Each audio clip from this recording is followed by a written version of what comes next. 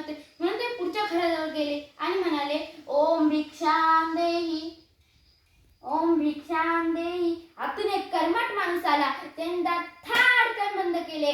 ज्ञानेश्वर पुढे चालू लागले. तेवढ्यात त्या कर्मठ माणसाने दार उघडले आणि म्हणाला, ए तू संन्यासाचा पोरगा नव्हे, इकडे इकडे, भिक्षा पाहिजे का?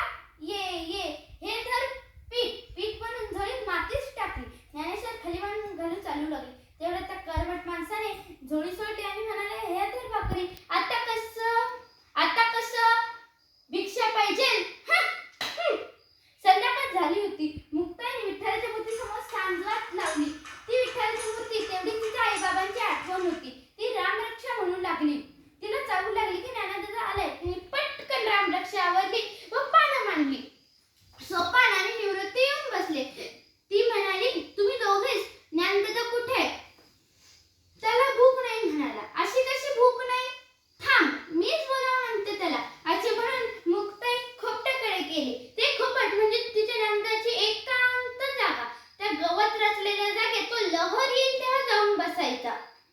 तिला दादाची झोळी तर तिथेच दिसली. तिने झोळीत पाहिले तर शेणाच्या गौऱ्या आणि माती. ती म्हणाली, कोणा दुष्टाने हे केलं म्हणूनच ज्ञानदा रुसून बसला असणार. ताटी उघड ना ज्ञानदा, ताटी उघड ना ज्ञानदा. ऐकलंस का? चिंता क्रोध मागे सारा, ताटी उघडा ज्ञानेश्वरा. योगी पावन मनाचा, साई अपराध जनाचा.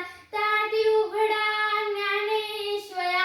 विश्वरागे झाले वन्नी, संत सुखे व्हावे पाणी.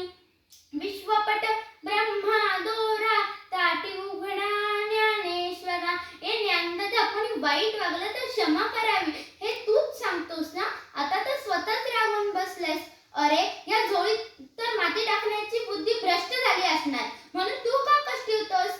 अरे शेत पिकते तिथे तर असायचेच, फुले फुलतात तिथे काटे खुपायचेच, केवढा फुलतो तिथे नाग निघायचेच. असं रे काय दादा? सारं जग जरी आगीसारखं दाहक झालं तरी संतांनी पाण्यासारखं शीतल असायला हवं. दाताने जीभ चालली तर कोणी बत्तीशी तोडतं काय? अरे या उन्मट लोकांमुळे साऱ्या जगावर रुसायचं. तुम्हा संत मंडळींवर तर खूप मोठी जबाबदारी. तुम्ही अवघ्या विश्वाला तारायला हवं. हे मी सांगायला पाहिजे का रे ज्ञानदादा तुला? विसरणारे राग, क्षमा कर या लोकांना.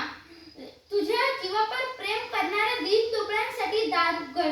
अंधारात चचपडणाऱ्या समाजासाठी दार उघड. ज्ञानाचा दिवा लावण्यासाठी दार उघड. तुझं सामर्थ्य दाखवण्यासाठी दार उघड. दादा दार उघड, दादा दार उघड. विश्व कल्याणासाठी घालीत असलेली साथ ऐकून ज्ञानेश्वर खडबडून जागे झाले. मुक्ताईंनी त्यांच्या आयुष्यात पसरलेला नैराश्याचा काळोख दूर केला. ज्ञानेश्वरांनी धावत